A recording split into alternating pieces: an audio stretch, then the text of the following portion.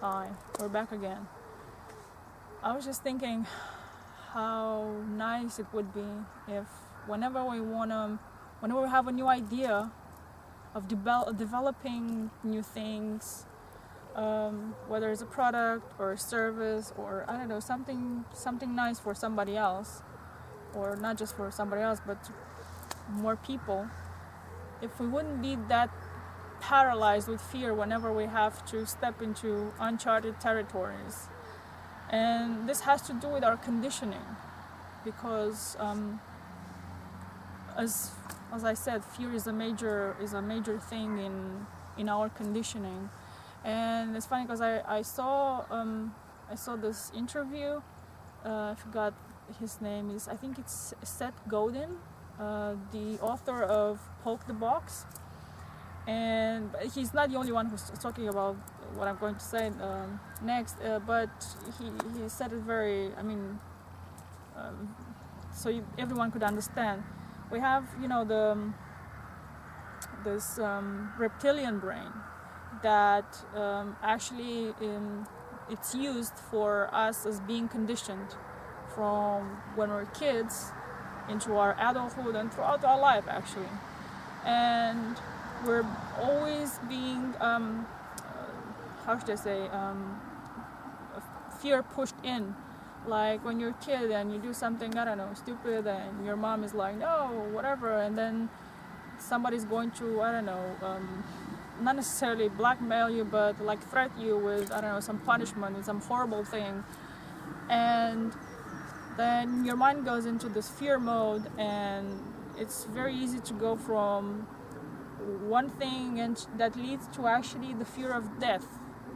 The same happens when you're an adult, and when somebody tells you, like when you're in your job and they say like, oh, watch out, it's like this is not good, so you might lose your job or whatever, and immediately you think that from job equals never having a job or never having money, homeless, and then death. So it's always this trigger that points us into the direction of death. So actually what we're afraid of is dying whenever we want to try something new, or we want to make a change in our life, something that's radical, something that for some people might feel or seem ridiculous. Most people will just, I don't know, play nice and do nothing and just not move into that area because of the fear of the being so paralyzed with this thing is like, I can do this and whatever, because all things leads to death, and it's not true. And I have to just step out of this conditioning of always having this death fear around us, which is one of the biggest conditioning factors in our existence. Whatever we do in our society right now, it's just all fear-based, actually fearing death, and it's not a place that allows too much innovation, joy, living from the heart, as a lot of people suggest, or embracing new ideas, and just, or even enjoy nature, or living in the moment, or any of that sort.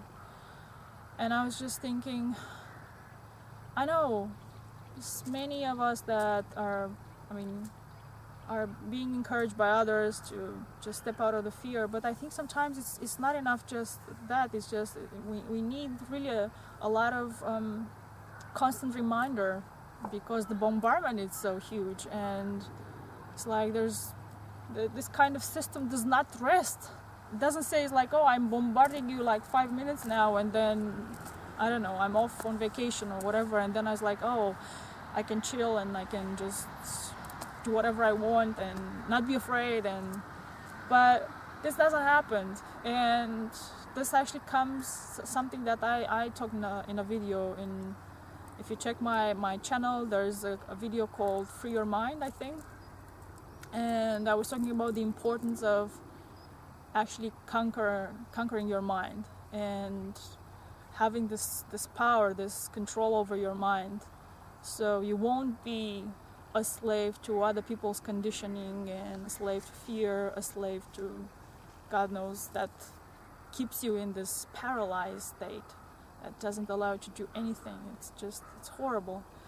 And I know in my moments when I get caught in the loop, because yeah, I'm also human and I have my moments, and this comes out of nowhere. It's not that actually you have to think on it. It's just you're 1 minute fine, you're just, I don't know, working, I'm doing something, and all of a sudden I'm just, I don't know, this thoughts invade my mind, and I was like, well, where did that come from? And as I said, I talk more about this in that video. If you're interested, you can check that video.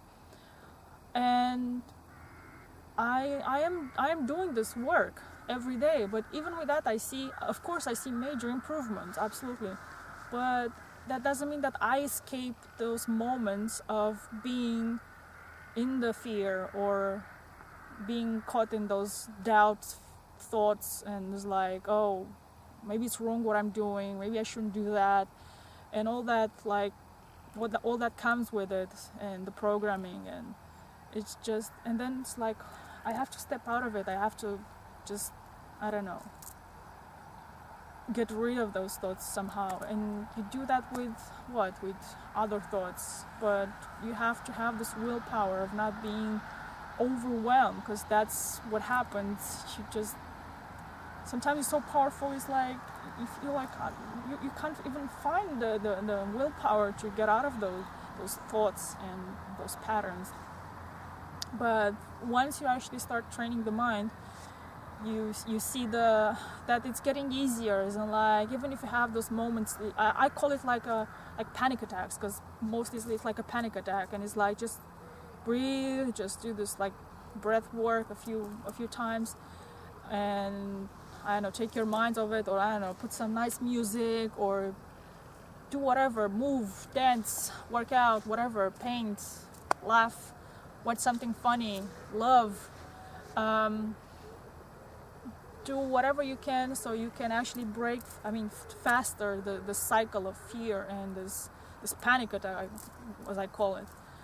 And in time, it's easier to do that, and then you see how strong your mental muscle has become, and you're not going to be that easily a target for fear, for conditioning, and you'll be more free and more willing to live the life that you want, and to do whatever you want, and to start to innovate, I don't know, your heart's desire, or whatever you want in your life to have. And of course, be happy. Always be happy, and or if you can't, at least be content and be thankful. And I can't stress this enough. As in, just I see it as like at the end of the day, when I do my, how should I say, small prayer, which is not necessarily the standard prayer that some, I don't know, standard Christian would expect, as I'm not in that area anymore, but I do pray, and I always start, or it's in the middle of my prayer, the thanking part, which I don't know, sets the tone for the next day, plus the intentions, what I want to achieve, if I feel like I'm stuck in finding solutions for things that I want to, I don't know, solve the next day or in the next few weeks or months, I just ask for help and guidance, and this actually happens when I wake up. I feel like, oh, I can do this or I can do that. Yeah, but you have to work with the mind. You have to train that muscle. It will give you that what nobody else can give you. You cannot rely on anybody of making those steps for you. You might get a book, somebody might give you an advice, or me, this video, but at the end of the day, it's you who's doing the work, and who's actually going to have the most you're going to benefit from your own work. And yeah, the time invested in you, it's the most precious and the most valuable. So never ever take granted the free time that you have to concentrate. Hey, look at the dog. Look at the funny dog. Another dog who's interested in me. Es ist kein Problem. Hey, na? Ah, super. Immer zu allen. Und nicht jeder mag das. Yeah. Yeah. Well, as you can see, dogs love me. Okay. Greetings, and I don't know, live your dreams, forget about the fear, train that muscle that's called your mind, and I don't know, be surrounded by love and beautiful things, and just live in the moment. Yeah. Ciao.